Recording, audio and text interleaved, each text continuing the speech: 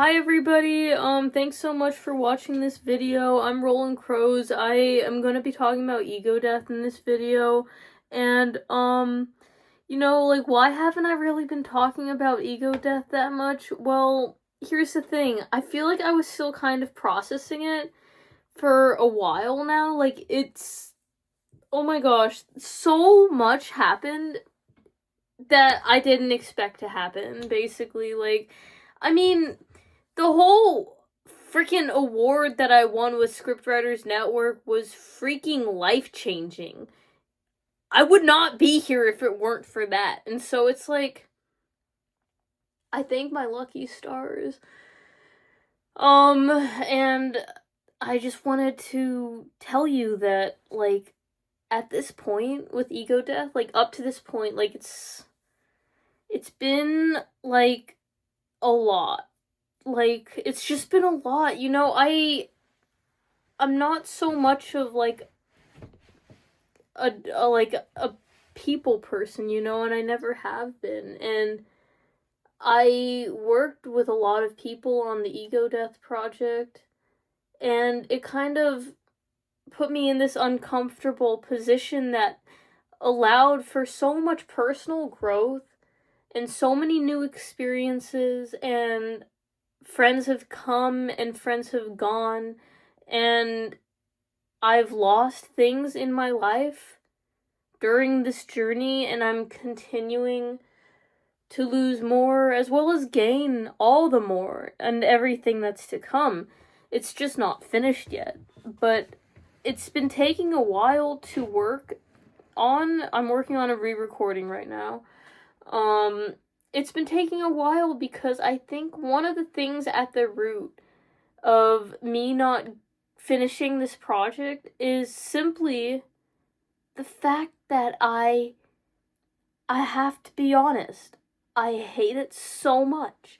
I read it and I'm just like, you immature author, right? Because I wrote this when I was 18, and it's just it's coming from a very young adult and basically a kid, and it's just it's philosophical, but it's coming from the viewpoint of someone who hasn't really experienced the world all that much.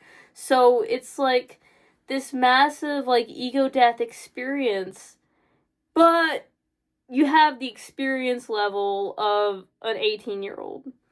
And the philosophy, although I use complex language, it's still at its essence kind of elementary philosophy. I speak a lot about good and evil and religion, and some of the things I even talk about I don't agree with anymore. I don't resonate with the characters as much. After growing out of that teenage sort of mindset, I don't really relate to the characters. I even find some of it offensive.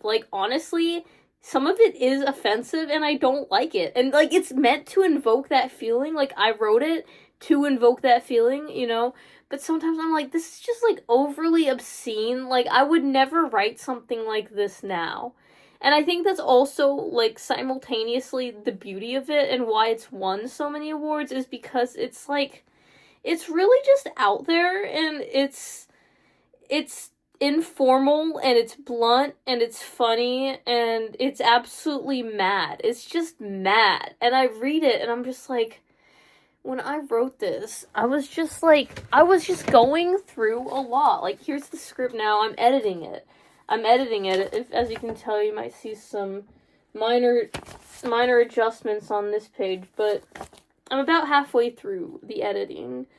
And as I'm doing edits, I realize that this has gotten rejected from many competitions because of its length. But as a musician, and now after having composed the score and recording the vocals, I realized that perhaps I intentionally put too much in there, so I could have the option to simply just cross out a line instead of having to write a whole new paragraph to make it fit with the rest of the story. It saves me a lot of time down the road. So when I wrote this, I did write more than I needed to. Like, I've had to cross out, like, a couple of sentences at a time just because the timing is all off. There's no need for those 2 sentences or so.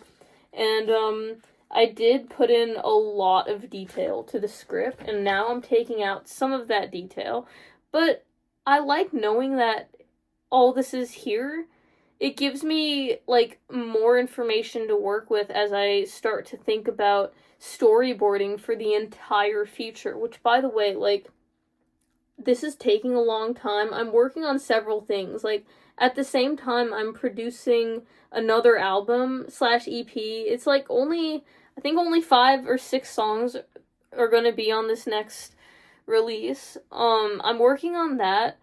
And it's like, even though there's, like, a need to get this done, I don't want to rush it, but I also have this motivation problem where it's like, I simply, like, just sometimes hate it so much that I can't, like, get out of my freaking mind, you know, like, and just, like, work on it. It's like, I need to just, like, work on it, right? But then I'm just like, I hate it so much. Like, I will do anything but work on it. So, like, literally, it's been, like, pushing me to do other things, actually, but at the same time, it's like, oh, I use the excuse of, oh, I'm doing those other things, so that's why I don't do this. But at the same time, it's, like, simultaneous, right?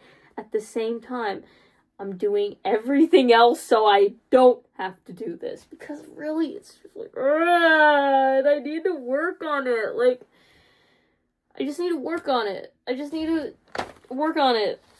And it's like, I don't want to sometimes. It's really difficult. Okay, well, I'm just going to have to do it. But, like, another thing is, like, I sit down here and then all of a sudden I'm just so hungry, okay? This happens all the time. I come down here, I'm like, oh, frick. I'm just hungry. So I, like, don't work. I go back upstairs and I go eat. And then, like, sometimes I come down here and I'm like, oh, frick. I need something to drink. Like, I need, like, a cup of tea. And then I go and then I spend 20 minutes on my phone without realizing it or something like that. And that's another thing. Sometimes I just get addicted to social media and I'm just on it. And, like, it doesn't help that I'm, like, posting stuff there and I need to post stuff there every day, so I've been doing that.